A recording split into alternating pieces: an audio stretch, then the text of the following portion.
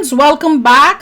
तो चलो देखते हैं जेएनयू की बेबी डॉल कर रही थी पैलेस्टीन के आतंकियों का सपोर्ट। ओहो, मोहतरमा को मिला करारा जवाब। यही तो है ना कि इंडिया में रहकर इस टाइप की जो हरकतें हो रही हैं बहुत ही शॉकिंग है। तो चलो वीडियो शुरू करते हैं। वीडियो शुरू करने से पहले अगर आप चैनल पर नए हो और आपने अभी तक सब्सक्राइब नहीं किया तो जल्दी से पहले सब्सक्राइब के बटन और बेल आइकन को क्लिक कर लो ताकि आपको हमारे सारे न्यू वीडियोस के नोटिफिकेशन मिल जाएं जैसे हम अपलोड करें। अगर आपको वीडियो पसंद आता है प्लीज लाइक एंड शेयर। जल्दी शुरू करते हैं। इजराइल को क्यों नहीं बॉयकॉट किया जा रहा है? उनके ऊपर सैंक्शंस क्यों नहीं लगाए जा रहे हैं? अगर आप चाहते हैं कि इजराइल के युद्ध रोके तो उनको ट्राई करिए। इंटरनेशनल कोर्ट में जो ट्रायल चल रहा था, नेतन्याहू को आप सजा दीजिए इंटरनेशनल कोर्ट के ह्यूमन राइट्स वायलेशन के तहत। तब really? अगर पूरी दुनिया के देश आज साथ में आके इजराइल के ऊपर प्रेशर नहीं बनाते हैं, वो तुरंत सीज फायर करे, तो ये बहुत ही हमारे लिए एज अ ह्यूमन सोसाइटी बहुत ही निंदनीय चीज है, बहुत ही अफसोस की चीज। बहुत अफसोस की चीज। जरा हमास के बारे में बोलना कुछ। रिक्वेस्ट करता हूँ कि तुम्हारे आतंकी भाइयों को दही गुड़ भेंट करें। हमें बिल्कुल लगता है हमारी मम्मी जी शादी के तुरंत बाद फिलिस्तीन निकल गई थी छुट्टियां मनाने, तभी तो नतीजे का कलेजा फटा जा रहा है आतंकियों के सफाई पर। जब तेरे जैसी बहुत बेबी गर्ल्स मिल जाएंगी हमारे भारत में, तो उन सब के लिए मैं सरकार से पर्सनली रिक्वेस्ट करना चाहता हूँ कि भाई उन लोगों को फिलिस्तीन जाने दें या भेजने की व्यवस्था करें, जाकर वो लोग अपने भाइयों की मदद करें। कि जो बचा खुचा होगा उसको वहाँ की नेताराम साहू जी या उनकी आर्मी देख लेगी। वर्सेस सलमान खान, आपको क्या जहन में आता है? ये क्या चल रहा है? वही है। ये तो एक आतंकवाद की तरफ से बुरी बात है जो ऐसे धमकी दी जा रही है सर। गलत बात है, अच्छी बात थोड़ी है। मतलब आप सलमान खान के पक्ष में हैं? हाँ, कहता मैं मुस्लिम हूँ, मुस्लिम को भी तो पक्ष में तो होंगे जो मुसलमान है। तो यही वजह है कि वो मुस्लिम है इसलिए आप उनके पक्ष में? की वजह से उन्हें धमकी दी जा रही। हिंदुस्तान में मुस्लिमों के साथ कोई अच्छी बात थोड़ी हो रही है। Oh really? मैं आपसे पूछूं, आपने कहा कि वो मुस्लिम तुम्हारे साथ क्या हुआ? अगर कोई अपराधी मुस्लिम होता तब भी आप उसके पक्ष में होते? बिल्कुल होता, बिल्कुल होता। ये लोग हैं। होते नहीं मोहतरमा, साथ नहीं होते। ऐसे लोग हैं हमारे देश में। रहती हैं हमेशा साथ। दोस्तों, लोग दाऊद इब्राहिम को या भारत दाऊद इब्राहिम को विदेश में खोजता है, पाकिस्तान में खोजता है, लेकिन हम तो कहते हैं पाकिस्तान में है क्या है भारत में भी खोज दाऊद। तो बहुत हो सकता है कहीं रामलाल नाम से कोई ढाबा चला रहा हो, शुद्ध शाकाहारी वाला। कि जितने भी देश में कांड होते हैं, वो अगर कांड गलती से किसी ने मुसलमान ने कर दिया तो वो बहुत ज्यादा लाइन नहीं समझ पा रहा। आप बार बार गलती से क्यों कहती हैं? गलती से हिंदू के लिए आप कह रही है हिंदू कांड करता है, गलती से मुसलमान से हो जाए, मुसलमान से गलती से होगी और हिंदू जो है वो स्वाभाविक तौर पे करेगा, ये आपको क्या लगता है? इन कहा जाता है आरएसएस और बीजेपी वालों की तरफ से कि हिंदू खतरे में है। हिंदू खतरे में कैसे हो? हिंदू खतरे में है। मुसलमान खतरे में। क्यों कहते हैं? आपके हिसाब से मुसलमान खतरे में? राष्ट्र बनाना है, आपके हिसाब से मुसलमान हिंदू राष्ट्र बनाना है। कहाँ इस लंगोरी भाभी के चक्कर में पड़े हो? अरे अब्दुल भाई ने पीछे से जो पर्चा पकड़ाया होगा कि यही तेरे को बोलना है, बेचारी वही बोल रही है, वही बकबक करेगी और अलग से तो कुछ नहीं बोल सकती ना। बाकी चेहरे का रंग ढंग प्रेशर देख के आप खुद ही समझ सकते सेम है, पीछे तो वही रही है, पकड़ के बैठा है और इसी कारण, इसी पगलोली के कारण आजकल इसका बुरा हाल है। वही लगे हेयर स्टाइल ही चेंज होता जा रहा है घर में। मेरी शिवसेना की कांग्रेस नहीं होना दूंगा, नहीं, कभी नहीं। और मुझे जब भी मालूम होगा कि वो रही है तो I will close my shop. आज जो मान सम्मान तुम्हें मिल रहा है, इस शिवसेना के नाम पर मिल रहा है, हिंदुत्व के लिए मिल रहा है, भगवान एजेंडा के लिए मिल रहा है। वो देखो उसका इससे गद्दारी करना चाहते हैं बेटा है ना उसका, बाल साहब ठाकरे, जो अपनी पार्टी को खत्म कर देते, लेकिन कांग्रेस के साथ कभी नहीं जाते। बेटा देखो, ये अपने वसूलों को कभी नहीं बेचते, चाहे पार्टी जाए जहां जाना हो। लेकिन इनके पुत्र, वही तो इनके वो तो रखो, उसका दूसरा जनरेशन वो उससे भी गया हुआ है। गोमांस खातो, बीफ खातो, काय माझं वाकडं करायचं तर करा, की मी गोमांस खातो, बीफ खातो, काय माझं वाकडं करायचं तर करा। मैं गाँव मांस खाता हूँ। दोस्तों, ये वीडियो में पहले भी आप सबको दिखाया था और महाराष्ट्र भाइयों से मैं पूछा था कि भाई इसका सही उच्चारण मैं नहीं कर सकता क्योंकि मराठी मेरे को नहीं आती, तो आप लोग बताइए कि क्या बोला, क्या कह रहे हैं। तो हमने जो अनुमान लगाया था, आप लोगों ने जो अनुमान लगाया था, वही निकला क्या? कि मैं गौ मांस खाता हूँ, जिसको जो करना है कर ले। मतलब ये पूजनीय बाला साहब ठाकरे के क्या बेटा है? पुत्र हैं।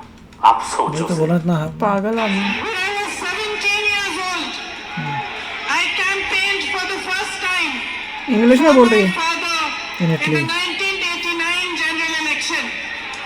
A few moments later. She was 17 years old when Papa died. 17 years 89 में भी थी, 91 में भी थी, कैसे? ये झूठ ही। भाई बहन के तो वीडियो पागल को है। देख के इनकी स्पीच को सुन के ज्यादा दिमाग खर्चा करने की जरूरत नहीं, क्योंकि जैसे लालू जी भैंस का चारा खा गए थे, वैसे ही पप्पू जी अपनी बहन का 2 साल उम्र खा गए बस। मेरे जैसा बेवकूफ इस देश में नहीं। बाकी ये वाला आर्टिकल किसने लिखा, किस सोर्स पे लिखा, भाई मेरे को नहीं पता। नहीं पढ़ पा रहे हो तो एक बार वीडियो को पॉज क्या करके है? पढ़ो क्या लिखा है इसमें। चुनाव प्रचार के लिए मैं गया था, गांव के अंदर नहीं घुसने दे रहे, मतलब जैसे मतलब धक्के मार मार के लोग मोहल्ले में नहीं घुसने दे रहे, गलियों में नहीं घुसने दे रहे, गांव में नहीं घुसने दे रहे। आए जाना है तो अच्छी तरीका से बताना है। गली देखो, पूरे गाड़ी देखो, पानी की व्यवस्था देखो, कुछ भी नहीं है यहाँ। आने तो देखो एलईडी वालों को की। बस भाई बस जाओ वहां तक, लेकिन थप्पड़ नहीं, थप्पड़ वाला कांड नहीं। भाई चुनाव आने वाला है, चुनाव में जूते पड़ेंगे। अब थप्पड़ अभी मार दोगे तो फिर मामला खराब हो जाएगा ना। कि तुम लोग समझदार हो गए हो, इनकी चालाकी समझ गए हो, ठीक है, लेकिन थप्पड़ नहीं। वैसे चालाकी समझने के बाद लोग हाथ भी नहीं मिला रहे। अरविंद केजरीवाल आपके बीच हो चुके हैं। नहीं, क्या काला कसम काटने लग गया। हो दोस्तों, आप लोगों ने देखा होगा जब कोई सेलिब्रिटी हो या फिर कोई बड़ा पर्सन हो जो या सीएम लेवल का इंसान हो, तो लोग चाहते हैं कि भाई उससे मिलें, उससे हम हाथा मिलाएं। लेकिन यहाँ सलमान चाचा और केजरीवाल मियाँ से कोई हाथ भी मिलाने को तैयार नहीं, रिस्क ही नहीं लेना चाहता। क्योंकि सल्लू से हाथ मिलाने के बाद लोग कहीं और चले जाते हैं, केजरी से हाथ मिलाने के बाद जेल चले जाते हैं। बड़ा रिस्क है रे बाबा। मगर पिछले कुछ दिनों से लगातार गठबंधन के अंदर जो है सिर्फ और डबल की विभाजन की खबरें आ रही हैं। मैं आपसे एक सवाल पूछना चाहता हूं, उद्धव ठाकरे अब तक चुनावी मैदान में क्यों नहीं उतरे? राहुल गांधी शरद पवार को जिस तरह से चुनावी मैदान में उतरना चाहिए दिखाई क्यों नहीं दे रहा? नहीं है रे विशाल, सब उतरे हैं, लेकिन तुम चरण चुम्बनों को दिख नहीं रहा है। क्योंकि तुम लोगों ने जो पोपट किया है अब की बार हरियाणा इलेक्शन में कांग्रेस पार्टी के साथ, उन लोगों का विश्वास ही उठ गया है अपने चरण चुम्बनों से। तुम लोग हवाई में ऐसे सरकार बना रहे थे कि बेचारे अपने नाम बदलने की कसमें खा रहे थे। इसकी तो बदल गया ना। लेकिन जो हालत हुआ बाद में तुम चरण चुम्बनों की वजह से, बेचारे दोबारा तुमको वो चांस ही नहीं देंगे। नौकरी तुम्हारी गई। Tata bye bye. Bye bye tata goodbye. Narendra Modi ji की सरकार में हिंदुस्तान का युवा सेल फोन पे बैठा है। नीचे देखो। क्यों? क्योंकि नरेंद्र मोदी जी ने रोजगार नहीं दिया, उसको रोजगार नहीं दिया। नहीं करते, अरे करते हैं वो बात अलग है, लेकिन यहाँ नहीं करते क्योंकि ये अपना पर्सनल एक्सपीरियंस बता रहे हैं। ये संसद से लेके सड़क तक मोबाइल पर ही रहते हैं। वैसे भी पप्पू, रोजगार का जिम्मेदारी तो तुम्हारा जनता का है, जनता तुमको रोजगार देगी, लेकिन तुम्हारे चमचों को रोजगार देने की जिम्मेदारी सरकार की है। ये रहे तुम्हारे चमचे। कांग्रेस की सरकार एक नंबर की है भाई। कैसे ये समझा? अरे कांग्रेस की सरकार होती 5-7 लाख रुपए हम देंगे, मुलाजिम होते। अच्छा, रिश्वत दे देते और नौकरी मिल जाती। हाँ, कांग्रेस का ये सिस्टम अच्छा था। बीजेपी ने हमारे जमींदारों के लिए काम नहीं किया, हमारे बालक को लगाए। अच्छा, बीजेपी बोलती है कि पढ़ गया हो। अब पढ़े यार, पढ़ेंगे क्या, खेत में काम करेंगे। बीजेपी कह रही है कि रिश्वत बंद नहीं चलेगी, सच में पढ़ना पड़ेगा। हाँ। ओह, जो मैटर है भाई थोड़ा गॉट इट। तो ये तो सिस्टम ही पलट दिया। बताओ जी, 10 साल 11 साल में पूरा सिस्टम ही पलट गया है।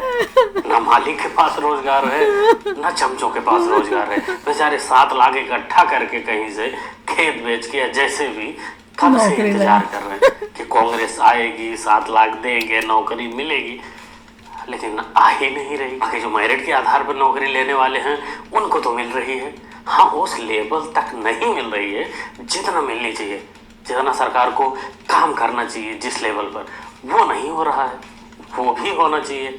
लेकिन 7 लाख वालों का और इनके मालिक का तो भाई कुछ नहीं कह सकते। हाँ, एक तबका और हुआ है बेरोजगार, ये वीडियो देखो पता चलेगा। लोकसभा में तो भाजपा को चुनते हैं और विधानसभा में वो आम आदमी पार्टी को चुनते हैं। इसी के बाद मैं देश में रहा हूँ, मैं सेना में रहा हूँ, क्योंकि जब सेना में थे कांग्रेस के टाइम में JNK श्रीनगर बॉर्डर में, तो पाकिस्तान के बोलते तुम अपना अगर ऑर्डर लाओगे तो दिल्ली से लेके आओगे, हमें लाने की जरूरत नहीं। जब से केंद्र में भाजपा की सरकार बनी है तो हमें ऑर्डर लाने की जरूरत नहीं, हमें पहले बोलते हैं रोक दीजिए।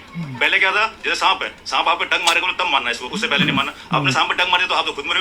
अब पहले ये ऑर्डर था, अगर मिलिटेंट दिखता है बोले उसके हथियार दिखता है, वो गोली चलाता तब मानना है। क्या मतलब उसका? सांप दिखता है तो आपके पास ये ऑर्डर है कि आप उसको देखते ही मार सकते हैं। बिल्कुल मार सकते हैं, बिल्कुल। ये थोड़ी इंतजार करेंगे हमें डंक मारेगा। बीजेपी वाले जो बोलते हैं सेना के हाथ खोले हैं, उसे ये तो मैं खुद रहा हूँ, मैं प्रत्यक्ष हूँ। मैं JNK में खुद नौकरी कर रखी है, हम कर रखे हैं। हमें गोली का काउंट देना कि इतने गोली क्यों खर्च कर रखी है।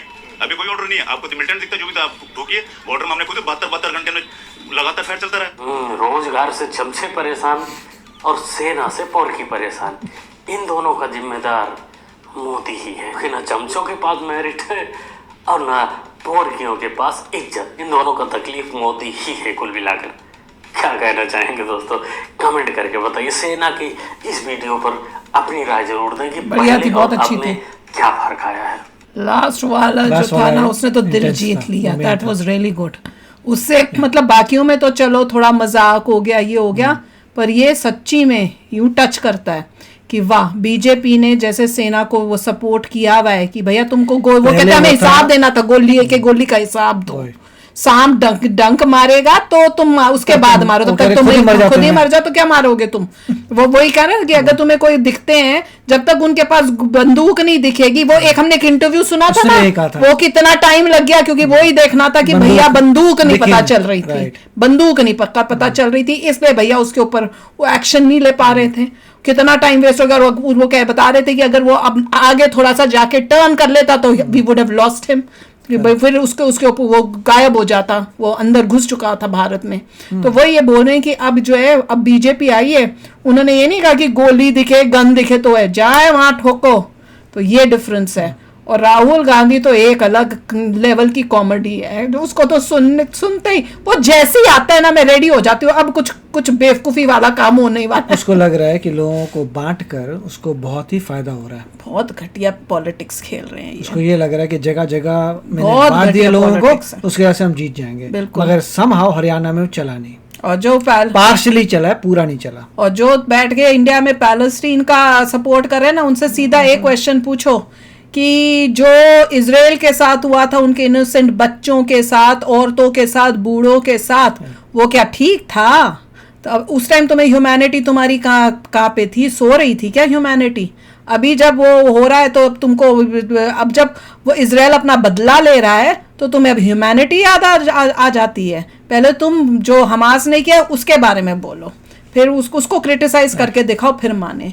तो चलो यार, आप भी शेयर करना अपने थॉट्स। चलते हैं, मिलेंगे नेक्स्ट वीडियो में बहुत ही जल्द। Till then take care and bye bye. तो अगर आप मेरे इस चैनल पे नए हो तो जल्दी से सब्सक्राइब के बटन को हिट करो और बेल आइकन को क्लिक करो, ताकि आपको मेरा जब नया वीडियो मैं लगाऊं, आपको उसके बारे में जल्दी से पता चल जाए।